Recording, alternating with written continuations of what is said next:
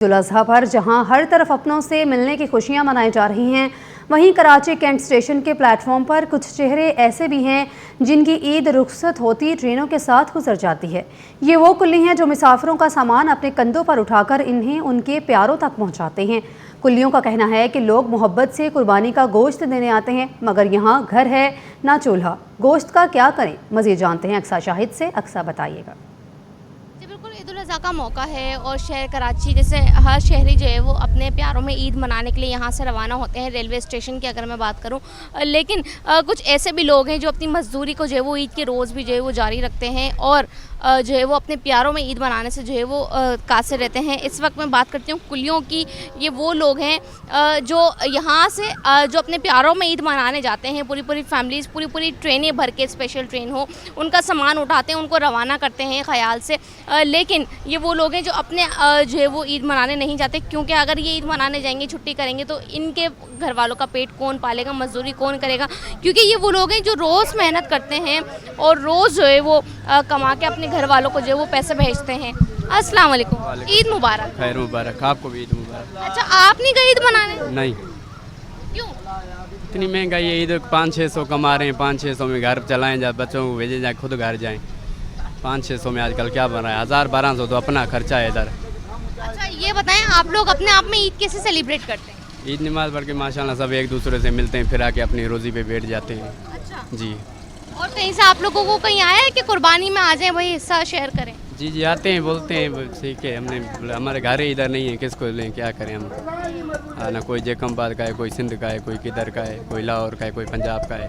बच्चे तो इधर नहीं, हम क्या करेंगे गोश्त लेके? बाकी पैसे भेजते हैं फैमिली को? जी बच्चे भेज देते हैं। अच्छा, आप ये बताओ कितने साल से काम कर रहे हो और कभी तो सोचा होगा ना कि ईद अपने मीठी ईद हो या फिर मीठी ईद हो अपनों में मनाई जाए? 4-5 साल हो गए इधर काम कर रहे हैं। अच्छा। जी। और जो है बस इधर छोटी ईद पे गए थे, इस ईद पे नहीं जा सके। हाँ, तो खुद नहीं गए या फिर किसी वजूहात के बायस? बस कोई मजबूरी थी इसलिए नहीं गए। अच्छा। जी। अभी पहले दिन भी ड्यूटी पर आए थे? जी हाँ। दूसरे दिन भी आए? जी हाँ। तीनों दिन आ रहे हो? जी हाँ। अच्छा जी, ये जो है वो कुली हजरात हैं यहाँ पर बैठे हुए हैं और भी बुजुर्ग भी हैं। अस्सलाम वालेकुम। वालेकुम सलाम। आप भी ईद मनाने नहीं गए? नहीं गए। अच्छा, आपस में आप लोग ईद मनाते तो क्या करते हैं, कुछ स्पेशल करते हैं? बस आपस में इधर मस्जिद है, इधर नमाज होती है, इधर नमाज पढ़ के बस आपस में गले मिल लेते हैं और हमारे से कोई पूछने वाला ही नहीं होता था क्या आपके घर के हालात कैसे हैं, कैसे नहीं है, काम लगा है या नहीं, कोई नहीं। सैलानी की जानिब से जो है वो सिर्फ इनका जो है वो एक मुख्तसर ख्याल रखा जाता है, चाहे वो जो वो छोटी ईद हो या फिर जो वो बड़ी ईद हो। जो है वो गोश्त जब इनको कोई देना आता है तो इनका कहना यही है कि यहाँ पर जब इनके घर वाले नहीं हैं तो ये उस गोश्त का क्या करेंगे, बेहतर है कि इनको इनके घर वालों के पास भेजा जाए ताकि ये 1 से 2 दिन ये जो ईद की खुशियाँ हैं वो अपने घर वालों के साथ जो है वो सेलिब्रेट कर सकें। जी। डिफेंस की तूबा मस्जिद के करीब हर साल ऊँटों की कुर्बानी की जाती है। आज भी 4 ऊँट नहर किए जाएंगे। सीनियर सियासतदान आफ्ताब जहांगीर कहते हैं कई बरसों से ऊँटों की कुर्बानी कर रहे हैं, ये हमारे नबी अकरम सल्लल्लाहु अलैहि वसल्लम की सुन्नत है। मज़ीद जानते हैं नुमाइंदा मोहम्मद खुर्शीद रहमानी से। खुर्शीद बताइएगा। जी नाज़रीन, आज ईद का आखिरी रोज़ है और आज भी शहर भर में मुख्तलिफ़ मकामात पर जो है वो कुर्बानी का सिलसिला जारी है। कहीं गाय और बैल, बकरा, दुम्बा सभी जो है वो इस तरह की कुर्बानी करें, लेकिन ऊँट की कुर्बानी सबसे मुनफरिद जो है वो समझी जाती है और शहरियों की, बच्चों की, बुज़ुर्गों की और साफ़ी हज़रात की तवज्जो का मरकज़ रहती है। ऊँट की कुर्बानी भी कराची शहर में मुख्तलिफ़ मकामात पर होती है, लेकिन चंद मकामात हैं जहाँ पर होती है और ये वो मकाम है जहाँ पर हर साल तवातुर से कई अरसे से जो है वो ऊँट की कुर्बानी ईद उल अज़हा पर की जाती है। मेरे साथ इस वक्त मौजूद हैं सीनियर सियासतदान आफ्ताब जहांगीर साहब। इससे गुफ्तगू करेंगे कि हर साल इस बात का एहतमाम करते हैं और लोगों को यहाँ बुलाते भी हैं, उनको गोश्त भी तकसीम करते हैं। आफ्ताब साहब बहुत शुक्रिया, क्या कहेंगे आज ऊँटों की कुर्बानी का दिन है? मेरी जानिब से आपके और तमाम नाज़रीन को और पाकिस्तान में जहाँ भी आपके चैनल को देखा जा रहा है सबको ईद मुबारक। और अल्लाह ताला से दुआ गो है कि अल्लाह ताला ये बाबरकत ईद जो है पाकिस्तान के लिए एक नेमत के तौर पर और एक सुकून और अमन के तौर पर इसको अल्लाह ताला कबूल फरमाए। जैसे आपके इल्म है कि हम पिछले कई सालों से, मतलब 1 दहाई से ज़्यादा हो गए, तकरीबन 12-13 साल हो गए, तो हम यहाँ पर हर साल ईद के तीसरे दिन ऊँट की कुर्बानी करते हैं। तो इंशाअल्लाह इस दफ़ा भी हम 4 ऊँट कुर्बान करेंगे और ये एक सिलसिला है क्योंकि गाय की कुर्बानी भी होती है, बकरे और दुम्बे की, वो तो हमारी मुसलसल पहले दिन से चल रही होती है। लेकिन ऊँट की कुर्बानी हम इसलिए करते हैं कि ये वो सुन्नत है कि जो हुज़ूर सल्लल्लाहु अलैहि वसल्लम ने अपने हाथों से नहार किए थी। उन्होंने 100 ऊँट मंगाए, जिसमें से 63 उन्होंने अपने हाथों से नहार किए और बाकी हज़रत अली को दिए। और तो हुज़ूर सल्लल्लाहु अलैहि वसल्लम की जो उम्र मुबारक थी वो भी 63 साल थी। तो इससे ऐसा मुझे लगता है कि हुज़ूर ने अपनी हर साल की कुर्बानी जो है ऊँट की सूरत में कुर्बान की। तो ये उनकी एक ऐसी सुन्नत है जिसको हमने कायम रखा हुआ है। और मैं हमेशा हर दोस्तों से कहता हूँ, आपके चैनल के वसत से भी कह रहा हूँ कि ऊँट की कुर्बानी क्या करें। जहाँ आप गाय, बकरे और दुम्बे की करते हैं, वहाँ ऊँट की भी करें। इस सुन्नत को भी ज़िंदा करें, इससे बड़ी खैर व बरकत होगी। तो अल्लाह ताला जो है हमारी इस कुर्बानी को कबूल फरमाए। नाज़रीन, आप देख सकते हैं मेरा कब में ये 4 ऊँट हैं जो आज नहर किया जाएगा और उसको नहर करने के लिए पूरी टीम जो है स्पेशली वो पहुंच चुकी है और वो इसके स्पेशल तरीके से जिसको नहर कहा जाता है और वो करेगी। और आप बच्चों की भी बड़ी तादाद मौजूद है। मेरे इस तरफ भी आप देख सकते हैं, यहाँ पर भी बहुत सारे लोग मौजूद हैं जो ऊँट की कुर्बानी स्पेशल देखने के लिए यहाँ मौजूद हैं। आपसे कुछ देर के बाद जो है वो ऊँटों की कुर्बानी जो है वो की जाएगी। 4 ऊँट हैं। इसके अलावा शहर भर में दीगर मकामात पर भी ऊँटों की कुर्बानी का सिलसिला जारी है। जी, शदीद गर्मी में ज़्यादा मुर्गन ग़ज़ाएँ शहरियों के लिए नुकसानदेह साबित होने लगी हैं। मुख्तलिफ अस्पतालों में डायरिया, गैस्ट्रो और दीगर बीमारियों में मुब्तला होकर आने वालों की तादाद में इजाफा हो गया है। इस हवाले से मज़ीद तफसीलात जानते हैं इब्राहिम रिंद से। इब्राहिम, बताइएगा। बिल्कुल, आज ईद उल अज़हा का तीसरा रोज़ है और कराची के मुख्तलिफ इलाकों में कुर्बानी करने का सिलसिला भी जारी है। और इस हवाले से गुज़श्ता 2 रोज़ के दौरान कराची के मुख्तलिफ अस्पतालों के अंदर डायरिया, गैस्ट्रो और पेट के अमराज में मुब्तला होकर आने वाले मरीजों की तादाद में काफ़ी हद तक इजाफा हुआ है। सिविल अस्पताल, जिना अस्पताल और अब्बासी शहीद अस्पताल समेत दीगर अस्पतालों में भी बड़ी तादाद में लोग रिपोर्ट हुए। हमारे कैमरामैन दिखा सकते हैं क्यूम शेख के अभी भी बड़ी तादाद में लोग जो वो लाइनों में लगकर अपना इलाज कराने आ रहे हैं। और इस वक्त हम मौजूद है सिंध गवर्नमेंट अस्पताल कुरंगी के अंदर, जहां पर हमारे साथ मौजूद है डॉक्टर शाहजीना साहिबा। उनसे पूछेंगे कि इस हवाले से क्या कहेंगे। जी, हमारे पास जो है एक्यूट गैस्ट्रोएंटेराइटिस के पेशेंट्स बहुत ज़्यादा आ रहे हैं, तो इसके लिए हम ज़्यादा से ज़्यादा उनको यही एडवाइस कर रहे हैं कि पानी का इस्तेमाल और ORS का इस्तेमाल ज़्यादा करें और गोश्त अपने थोड़ा सा कम रखें। अभी फ़िलहाल हम उनको सजेस्ट कर रहे हैं कि खिचड़ी, दलिया, दही और केले खाएं। और हम इलाज तो कर रहे हैं क्योंकि गर्मी ज़्यादा है और साथ में जो है ये गोश्त वगैरह का इस्तेमाल जब ज़्यादा कर रहे हैं तो हमारे पास केसेस ज़्यादा बढ़ते जा रहे हैं। अभी कल 2 दिन से हमारे पास तकरीबन 1000 से ऊपर ऐसे पेशेंट्स आ चुके हैं जिनको हम फौरी तौर पे इलाज दे रहे हैं। Thank you. बहुत शुक्रिया। जैसे कि डॉक्टर शाहजीना साहबा का कहना है कि गुज़श्ता 2 रोज़ के दौरान भी मुख्तलिफ अमराज में मुब्तला होकर यहाँ पर एमरजेंसी के अंदर 1000 से ज़्यादा मरीज आ चुके हैं। इसी तरह सिविल अस्पताल, जिना अस्पताल और अब्बासी अस्पताल के अंदर भी डायरिया, गैस्ट्रो और दीगर हादसात की वजह से भी रिपोर्ट हुए मरीज। तो अवाम को चाहिए कि इस मौसम में साफ़ सुथरी खुराक इस्तेमाल करें, ताज़ा फल और ताज़ा पानी का इस्तेमाल करें और गर्मी के दौरान जो है वो गोश्त का कम से कम इस्तेमाल करें ताकि मज़ीद मुश्किलात से महफूज रह सकें। जी, बल्दिया टाउन रशीदाबाद में मुसल्लह अफराद की फायरिंग से बाप बेटा जाँ भुक हो गए। मकतूलीन की शनाख्त सरबुलंद खान और तलहा के नामों से हुई है। मकतूल के बेटे का कहना है कि वालिद और भाई को सरेआम फायरिंग करके कत्ल किया गया। मज़ीद जानते हैं हमारे नुमाइंदे मिराज अख्तर से। मिराज, बताइएगा।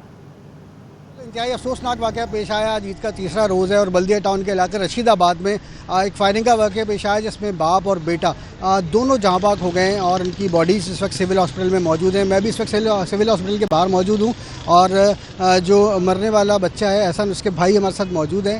एहसन, उनसे हम पूछेंगे क्या वाक़या पेश आया था। अस्सलाम वालेकुम। एहसन, क्या हुआ, क्या था? ये वालिद और मेरा अबू, मतलब मेरा अबू और भाई नाश्ता करके जैसे ही घर से बाहर निकले, गली से बाहर ही गए होंगे 2-3 कदम, एकदम सामने घर है हमारे, मतलब रोड पे। उसके साथ मतलब कि उसका भाई ज़ुबैर, उसने हमने सरेआम पूरे रोड में देखे किसने मारा है किसने नहीं। नोमान और उसका भाई उसका अब्बू आबिद, ये तीनों अपनी चढ़ाई के पास खड़े हुए थे। ये मेरे अब्बू को मार के नीचे चले गया। भाई को भी मारा, अब्बू को भी मारा। अब्बू को मगज़ पे मारा, मगज़ सारा बाहर निकला हुआ है। भाई को मुँह पे मारा, नीचे चले गया। मतलब फिर जो मेरे अब्बू को और भाई को जो नज़दीक जा रहे उठाने, उसको भी गोली मतलब हवाई फायर मारे ताकि आगे नहीं जाओ, सांस निकलने दो। फिर इसने मतलब एक मैगज़ीन पूरी खाली कर दी, उसके बाद इसने दूसरी भी भर दी ताकि कोई पास आवे उसको भी मार दूँ। इसको मैंने देख लिया, मैंने देखा, मैंने यूँ उंगली उठाई उस पर, उसने डायरेक्ट फिर दूसरी फायर शुरू की। मैं गली में भाग गया, मैं कुछ किसी और के घर में घुस गया। ये मैंने बोला कि इधर हमारे घर में घुस के हमको किधर दोबारा नहीं मार। अबू और भाई रोड पे पड़े हुए तकरीबन आधा एक घंटा पड़े हुए थे। उसके बाद पुलिस आई, तहकीकात किया, फिर एम्बुलेंस आई, लेके चले गए। और फिर वो जुबैर जो था जिसने मारा वो भाग गया। और बाकी हमने देखे किसने था, पर हमारा तो अभी पूछने वाला कोई नहीं है, ना हम बदला ले सकते। बस जो भी होएगा खुद देखेंगे। तो पुलिस ने कोई कार्रवाई की, किसी को गिरफ्तार किया? नहीं, उसका नहीं इलम। मैं सीधा इधर आ गया हूँ, और तो कोई नहीं है बड़ा, खाली मैं ही बड़ा हूँ बस। एहसन हमारे साथ मौजूद थे, उन्होंने तफसील से हमें बताया कि किस तरह से वाक़या पेश आया। खुलेआम फायरिंग की गई, कोई पूछने वाला नहीं था और पुलिस भी बहुत देर में पहुंची, जब तक बेचारे जो ज़ख्मी थे वो सड़क पर पड़े तड़पते रहे और जो मुल्ज़िमान थे वो मुसलसल फायरिंग करते रहे। बहरहाल मुतालबा यही किया जा रहा है आला हुक्काम से भी, IG सिंध से और एडिशनल IG से, कि जो इस वाक़े में मुलव्विस मुल्ज़िमान हैं उनको फौरी तौर पर गिरफ़्तार किया जाए और उनको कैफरी किरदार तक पहुँचाया जाए। जी आगे बढ़ें, आपको बताएं खाम तेल की आलमी कीमतों में नुमाया कमी। पाकिस्तान में पेट्रोल सस्ता होने की उम्मीद बढ़ गई। अमरीकी खाम तेल 9% से ज़ायद सस्ता। ब्रेंट ऑयल भी नीचे आ गया। ब्रेंट ऑयल में भी बड़ी कमी, 100 से $91 तक आ गया। मज़ीद तफसीलात जानते हैं ब्यूरो चीफ अशरफ खान से। अशरफ खान, बताइएगा। पाकिस्तानी अवाम के लिए अच्छी खबर कि एक हफ्ते में आलमी मार्केट में खाम तेल की कीमतों में 9% से ज़ायद कमी हुई है। एक हफ्ते में अमरीकी खाम तेल $96.60 से कम होकर $87.60 फी बैरल तक गिर गया है। साथ ही लंदन ब्रेंट ऑयल एक हफ्ते में जो है 8.36% सस्ता हो गया। एक हफ्ते में ब्रेंट ऑयल जो है $100.21 से गिर कर जो है $91.83 फी बैरल तक गिर गया। मजमूई तौर पर देखा जाए कि जो कमी हुई है उसमें पाकिस्तान में पेट्रोल और डीजल की कीमतों में 10 से ₹15 तक कमी की गुंजाइश है। एनर्जी माहिरीन का कहना है कि हुकूमत मुसलसल 2 हफ्तों से पेट्रोल और डीजल की कीमतों में कमी कर चुकी है। एक दफ़ा ₹5 की है, एक दफ़ा ₹6 की है। मजमूई तौर पर भी देखा जा रहा है कि आलमी मार्केट के हिसाब से हफ्तावार जो तब्दीली है वो 10 से ₹15 फी लीटर की गुंजाइश। अब हुकूमत इसकी मंजूरी देगी, मंजूरी के बाद जो है आज रात से उस पर इतलाक होगा। मजमूई तौर पर देखा जाए जिससे माहिरीन का कहना है कि महंगाई की रफ्तार में बड़ी कमी होगी। जी, bureau chief Ashraf Khan update कर रहे थे, आपका शुक्रिया। ईद उल अज़हा के मौका पर कुर्बानी के जानवरों की आलाइशें उठाने और इन्हें ठिकाने लगाने का अमल तेज़ी से जारी है। इंतज़ामिया, बल्दियाती इदारे और Sindh solid waste management board मुश्तरका तौर पर शहर भर में सफाई ऑपरेशन में मसरूफ़ हैं, जबकि कमिश्नर कराची और डिप्टी कमिश्नर्स खुद सफाई के अमल की निगरानी कर रहे हैं। चीफ सेक्रेटरी सिंध की हिदायत पर कायम विजिलेंस कमेटियाँ भी मुतहरिक हैं और असिस्टेंट कमिश्नर्स की सरबराही में मुख्तलिफ इलाकों में निगरानी की जा रही है। तर्जुमान के मुताबिक आलाइशें सड़कों पर फेंकने वालों के खिलाफ दफ़ा 144 के तहत कार्रवाइयाँ की जा रही हैं और गुज़िश्ता 2 रोज़ के दौरान 39 अफराद को गिरफ्तार करके मुकदमात दर्ज किए गए हैं। शहर की लैंडफिल साइट्स पर 225 डंपर्स के जरिए आलाइशें मुंतकिल की जा रही हैं। अब तक 3,43,667 बड़े और 1,18,128 छोटे जानवरों की आलाइशें ठिकाने लगाई जा चुकी हैं। ईद की खुशियों के मौका पर जहां शहरी अपने अहले खाना के साथ वक्त गुजार रहे हैं, वहीं पुलिस एहलकार अपने घरों से दूर रहकर शहरियों के तहफ़्फ़ुज़ और अमन व अमान को यकीनी बनाने में मसरूफ़ हैं। मसाजिद, पार्क्स और हसास मकामात पर सिक्योरिटी हाई अलर्ट कर दी गई है।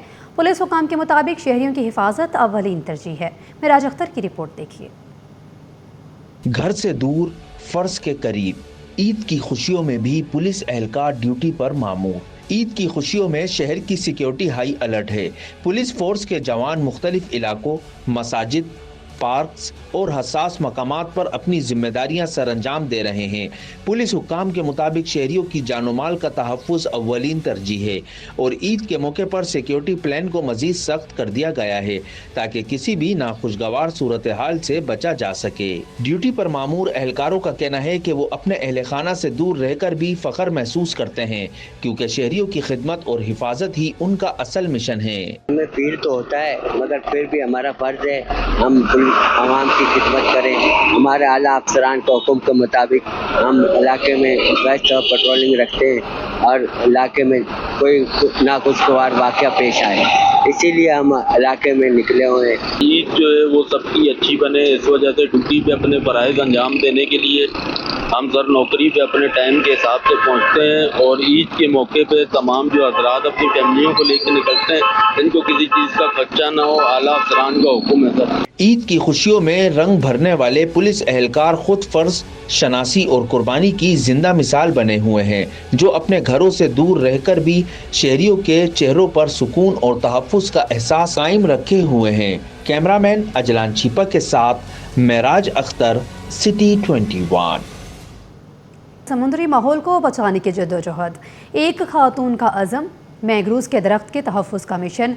कराची के साहली इलाके से ताल्लुक़ रखने वाली अलमास ने माहौलियाती तब्दीली के ख़तरात को देखते हुए मैंग्रोव के दरख्तों की हिफाजत का बेड़ा उठा लिया। अपनी मदद आप के तहत नर्सरी कायम करके वो न सिर्फ पौधे लगा रही है बल्कि माहीगीरों के मुस्तकबिल को भी महफूज बनाने की कोशिश कर रही है।